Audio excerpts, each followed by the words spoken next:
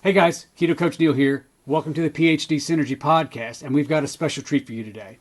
We've got a medical professional who's going to talk about a proper human diet in the context of post-bariatric surgery.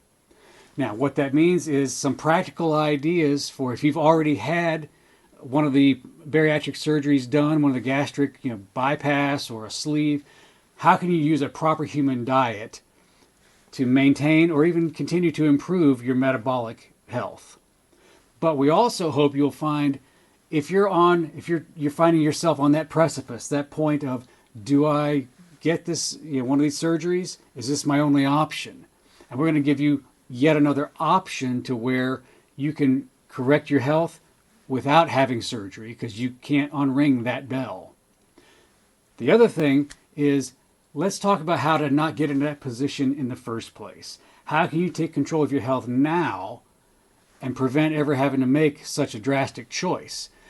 Hopefully you'll be able to find throughout this conversation milestones, benchmarks, warning signs of where maybe a food choice, your relationship with food, how that affects your rest and your sleep and your activity, and how they all feed off of one another, and your behaviors and your habits, and how they feed off of one another. So hopefully you can find some benchmarks to where you can never get in that position to begin with. So with that, we hope you enjoy this interview. It's not just the trophy husband interviewing the beautiful wife. This is a coach who sees some signs that can help you in your health journey. So enjoy this video. So we were talking about decisions that, are going to lead up to your second round of bariatric surgery, your second attempt at it. You had one false start back in the early 2000s. And so you got remarried, but food choices were off the rails to begin with. The new dress, having to have that altered right away, that's got to be also a hit to your ego, to your self-image. It's funny because what I saw when I looked in the mirror, my body image was not at all. When I look at pictures and then I look in the mirror, I see two different. My body was distorted. My vision of what your perception of what you see, what I saw, was so. I was like, "There's no way I'm that big. There is no way that I'm that big." So the real-time feedback of a mirror, of a reflection, gave you one thing, but a picture gave you another. It did.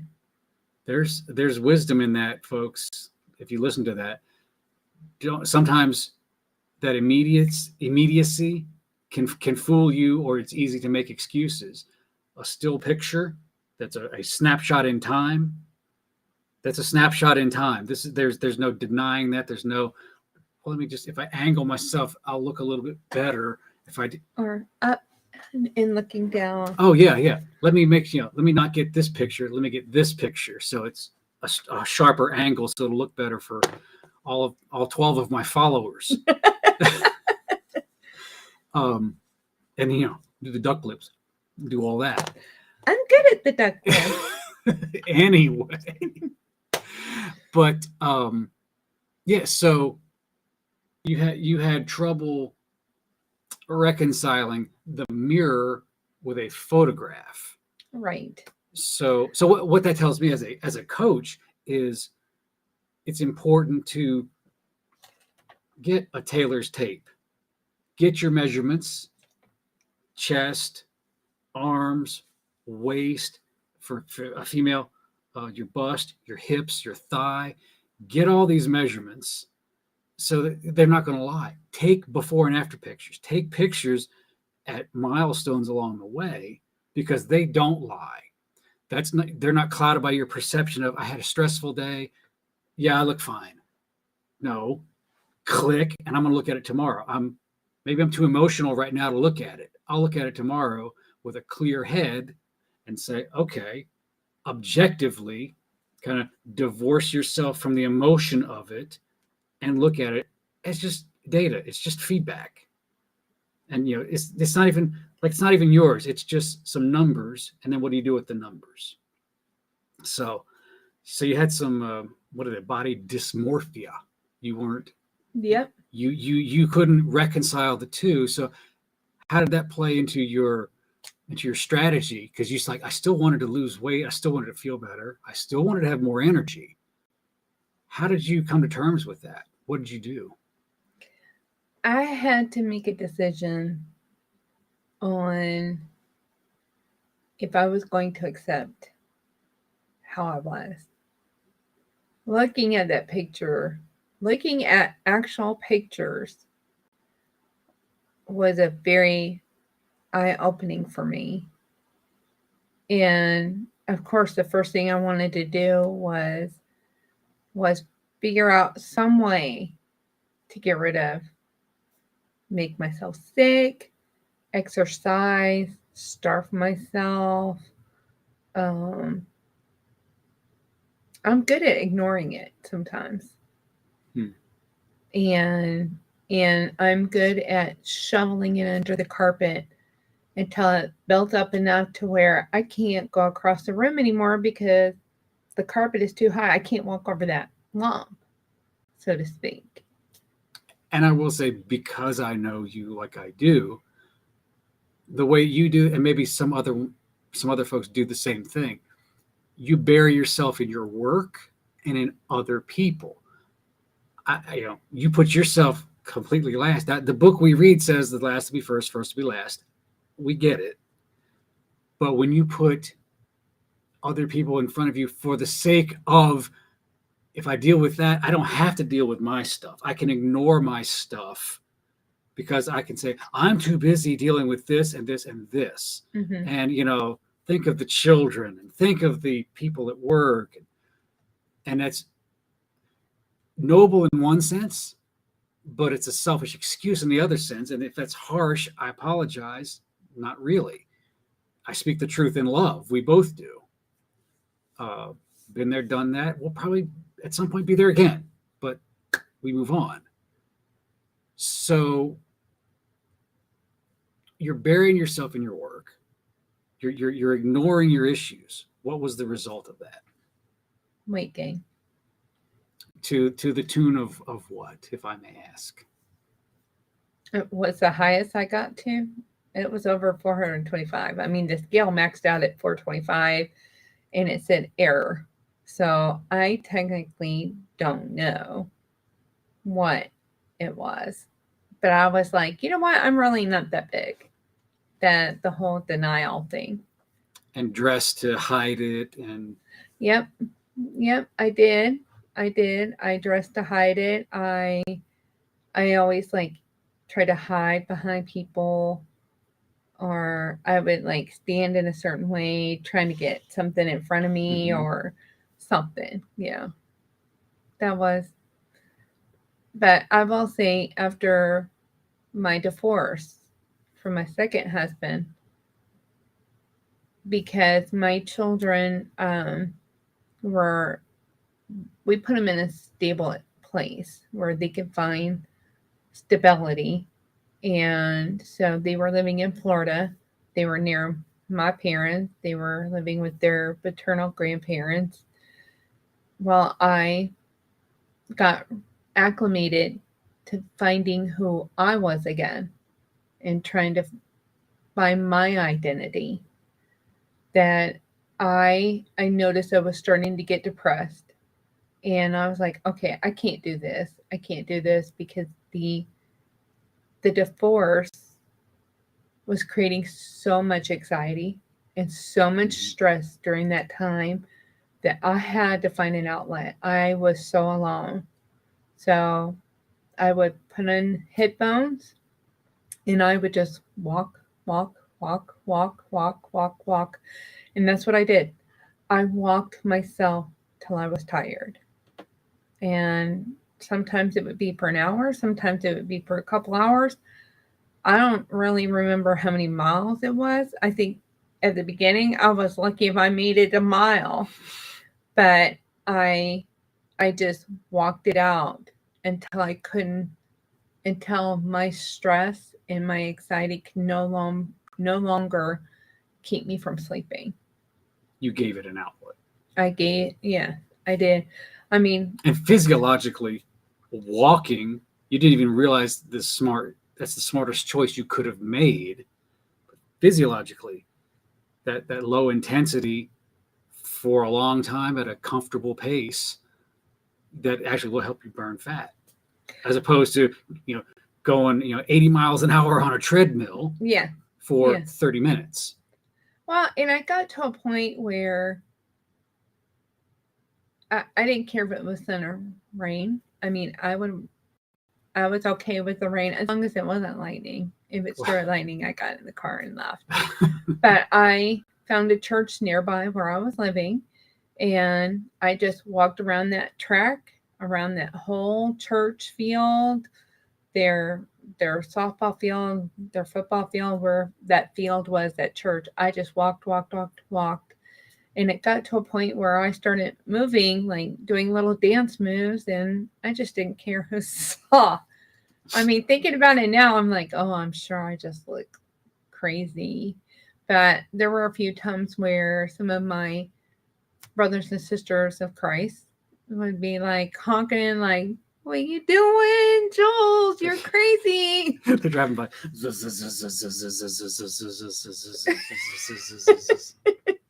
But yeah, I mean, I was singing, and I'm not going to sing for y'all because I don't want you to lose your hearing.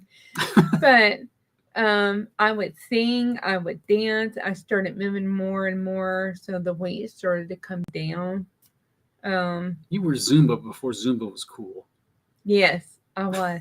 That was a lot of fun. I love Zumba. Get with it. So you found an outlet for the emotions that were pent up. mm-hmm. So that's a good thing. So your stress is coming down, anxiety is coming down, cortisol physiologically is coming down, adrenals are getting to relax a little bit. You're getting some fat burning, so you're going to lose some weight. Were your food choices any different at that point? Yeah. I didn't have any money. So been there, done that, got the t-shirt and the coffee mug, but I had to put them in hock. But my dad always made sure that I had food, that I had some decent food. There were days where I just didn't eat. There were days when I physically, mentally could not eat because the stress level was so high.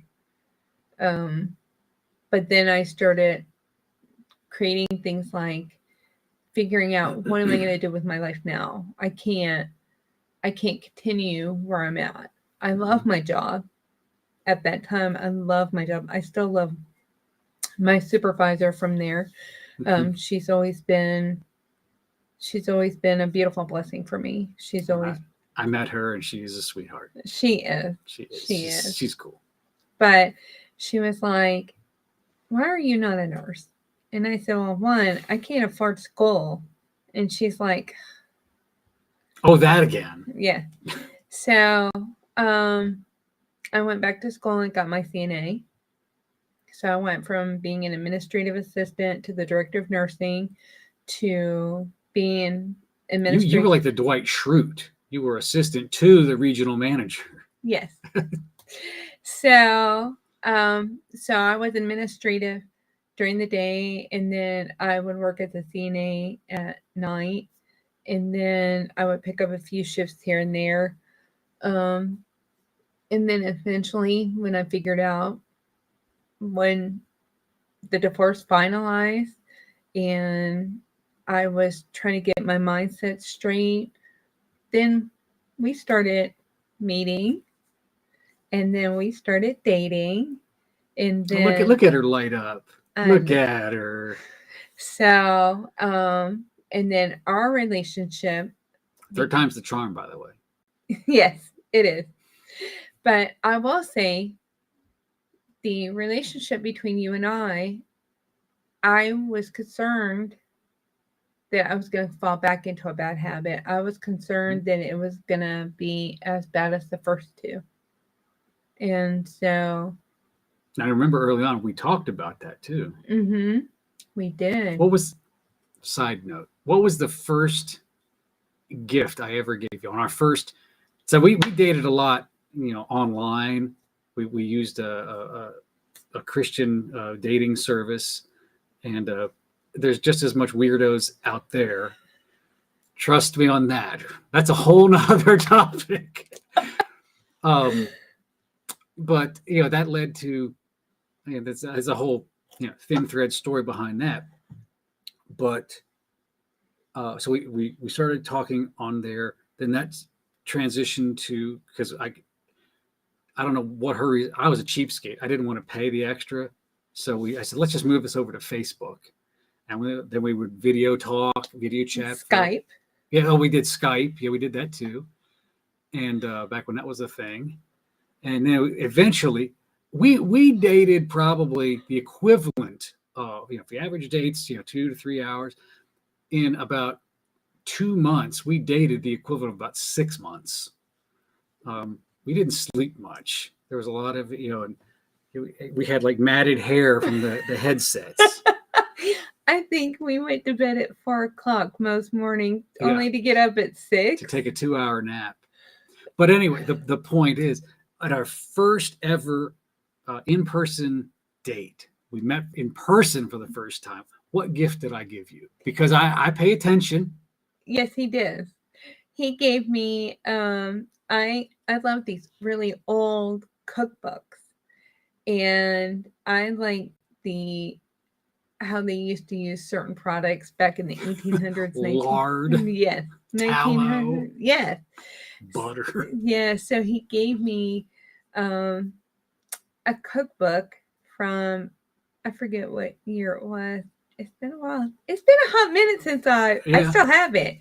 But I just love cooking. It was an antique bookstore, and this was like, very old cookbook. And it was so sweet. Because I mean, granted, I've never really made recipes, maybe 1 or 2, but I never really made them. I just found them fascinating on how they would tell you how to kill a duck and how to kill a chicken and how to, strip the feathers and how to debone it and all that. And I was like just fascinated in how they wrote these books. So that was my first gift from you. And now you had lost a good deal of weight too. I did. You were looking fine there, girl. But things happen, and so we started dating, and found out we were pregnant, and additional weight gain usually comes with that anyway. Right. But just like prior, maybe a little extra, maybe get the +1, and then planning and moving, planning a wedding, all the things. So what was your highest point after that? What was your highest weight? Correct me if I'm wrong. 389. That sounds about right. Yeah, 390-ish. Yeah, 398. Because you were freaking out about, I don't want to break another scale. Yes. Yep. And I was thinking, I'm too old. I'm too old for this. I've got a little one. I have got to get healthy.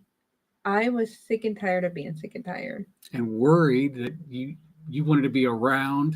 Number one, be around for our little girl and the other kids too. But be healthy and be able to be active and be able to do things. And and get involved, because how many times did you guys go and do stuff? And I'm like, no, I'll just stay here. Mm-hmm. And because I was embarrassed. I was ashamed. I was tired. I was tired, and it didn't help that I ended up on workman's comp. True. From the injury from work. So that was painful. And I mean, therapy couldn't do much for me because I was in so much pain. So. And then taking pain medications, which, any medication to some degree is going to mess with your metabolism. It is. I mean, and even at that point, you and I were trying to make sure we ate healthy. As healthy as we knew how. Yes. So we were doing like lean meats and vegetables and fruit and We did have carbs, but it was a whole lot less than it used to be. Yeah, but I will say also, we fell into the trap of, but we're not going to deny ourselves. Oh, absolutely not. And that will get you into trouble. It got us into trouble. It gets everyone that I've talked to, it gets them into trouble, because some things you can moderate, some things you need to abstain. Yeah. It's just a fact. And that's so true. And it was funny because when we saw the bariatric surgeon, he looked at my labs. This is a good part. This is very interesting. He looked at my labs and he looked at me and was like, he had no words, really. So looking at your labs, the person I see on this page is not the person I see in front of me. Right. This person, based on this food journal and these markers, should not weigh what you weigh. Right. Should not be in the position that you should have more energy than you say you're having.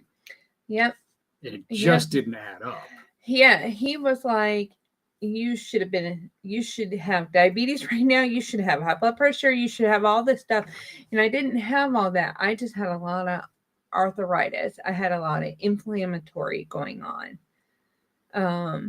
But he was like, you should have been losing weight. Are you sure you're putting everything down? I said, everything that I put in my mouth is on that journal. And he goes, are you sure it wasn't another candy bar on top of that? I'm like, no, it wasn't. If I wrote it, that's what I had. And you were diligent, because I was there. Yeah. And he was like puzzled. And that's when I was diagnosed with metabolic syndrome, where my body couldn't recognize or know what to do with the right foods. And then on top of that, I was still eating things that were inflammatory. So my body wasn't going to release it. It just was like, no, I'm hanging on to whatever this is. I don't know what you're giving me, and I don't know what to do with that. So I'm going to put it here. I'm going to put it here. I'm going to put it here, because I never know if I might need it. Right. And it's also, I've heard other people say this too, and my experience was similar. It's kind of like trying to run in the mud or run in the snow, where, when your foot gets down in the mud, and you got to do a lot of work to try and get your foot, but you don't want to pop your foot out of your shoe. You got to really, and then sometimes you got to release it, and you got to get another bite on it to get your foot out of the mud. Right. What's like when you let go the pressure on your foot, you just kind of, I'll try again. Well, that's metabolic syndrome. When your body just says, I'm doing everything I can, but man, this is tough. I don't know what to do with this. I don't really know how to get out of this hole. And your body's just like, I'm on the verge of giving up. It shuts down. So that's where you were in 2019. Yeah, winter of 2019, first of the year. Oh, yeah, that's right. The first of the year. And then you went and talked to them. Now, we didn't know about a low carb lifestyle, ketogenic. What did that even mean? And at the time, it wasn't as mainstream as it is now, but it was enough in the tabloids and the newsstand to where it's like, it's a fad diet or it's dangerous. Speaking of fat diets and changes, the artificial sugar was an issue for me. That's right. Because my second ex-husband, with him being a diabetic, I changed out all the sugars in the house. I went to Splenda. That was what I knew. I didn't like the pink stuff or the NutraSweet, the Sweet and Low. I just couldn't. It tasted like metal to me. So I was able to do Splenda. But Splenda, as I later found out, I was allergic to it. How did I know? I was driving down the road one day, and I had my niece and her best friend in the car. We were driving back from the beach, and all of a sudden, it went black while I was driving, and things were tunneling. Like everybody was so far, and I was driving, and I remember thinking, put your foot on the brake, put your foot on the brake. You're driving, to put your foot on the brake. And thank God I did, because where we were driving, there was a ditch. I mean, it would have been nothing to have an accident. So for God's saving grace, I put my foot on the brake and things started echoing and tunneling. And so they were concerned that I had a seizure. And so I went through this whole process only to find out I was allergic to Splenda. But it's sugar-free. It's good for you. Well, it's also got, all kinds of dextrose and maltodextrin, and it's essentially plastic. And, it's not the sugar or lack thereof. It's the insulin that causes weight gain. And that's where I was gaining more weight. I was gaining even more weight with Splenda. Right. And, stevia, it's, was it 300 times more sweet than sugar? Well, guess what? That means that it's going to be 300 times more susceptible to an insulin spike than sugar is. So, again, a word of caution when using artificial sweeteners, allulose, erythritol, stevia. Use them, I would say, sparingly. Use them with caution. Your mileage may vary, but try to wean down off of those and learn to enjoy food in its natural state. That part's extra, no extra charge. So you start talking to the bariatric surgeon, and he was a nice man. I mean, and he did well, and the impression that I got was, it's a last resort. If we can do this without having to cut you open, well, let's do that. So he put you on a very strict diet. I don't think it was quite like this one. No, it wasn't. But still, it was still in a pre-op mindset of, right, let's plan, we're doing this. And you did lose a little bit of weight going into it. I did. But it was not sustainable. No, it wasn't. Well, it's the only way it's sustainable is if I could not, if your stomach doesn't get any bigger, which it stretches out over time. But you have to be real careful with that. And I think that's where people struggle, is that they can't sustain that diet. So, or they don't want to. It's usually one of those. A quick fix. And then they go back to the same eating habits that got them there in the first place. Right. So, but my struggle was I had buyer's remorse after surgery because I couldn't swallow. I struggled so badly with swallowing. I was just like, you know what? I can't. This wasn't for 3 or 4 days. No, this was like 3 or 4 months.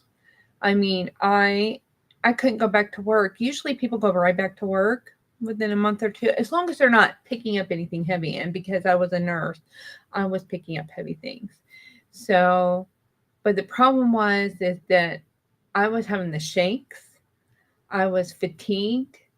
I was passing out. How many times when we get in a car and I would just be like, I can. Mm-hmm. And there were multiple times I checked my blood sugars. It was in the 50s, in the 60s. And so I was just like, I had to eat something, but then I would take one bite and then I just could not eat anything else. Yeah. And if I were to try to push it, I would start having the sweats, and then I was nauseated, and I was awful. It was awful. And the first few months, they tell you, don't ever go over a certain amount of food because of the size of your stomach. You don't want to, pop open a staple or anything. Right. And so I just had buyer's remorse really bad. Because the smell of food. How many times when Neil would be like cooking meals for the family, and I was just like, I have to go outside because I'm going to throw up. Right. So I had sensitivity to water again. It's now been 5 years. I can take a sip of plain water but it's still a struggle. I have to say, it's still a struggle. So you lost some weight, and you did very well. You were very diligent with that plan. And then COVID. What happened during COVID? Which part? Like All of it. Oh, it was. Well, shelter in place, stay at home. Yeah. What happened to probably most of America, most of the globe? Oh no, but everybody couldn't eat out. They had to make their own meals. They didn't have money for meals because they didn't have jobs, and so they had to reheat their meals. They'd have to pop it in the microwave, and we ate like crap. Yeah. And the world gained weight. Oh, absolutely, absolutely. I will say I am thankful that when it happened when it happened, because I was still having struggles with that still. But I was able, as long as I had a double shot of espresso and my Premier protein shake, I had my caramel macchiato. You could go to work. You could function. I could. I mean, and you were far enough along in your process to where you could manage, and you weren't worried about, I'm going to put on 50 pounds. No, I wasn't worried about it because I was eating so little back then that I always had a bag with me. I always had something with me.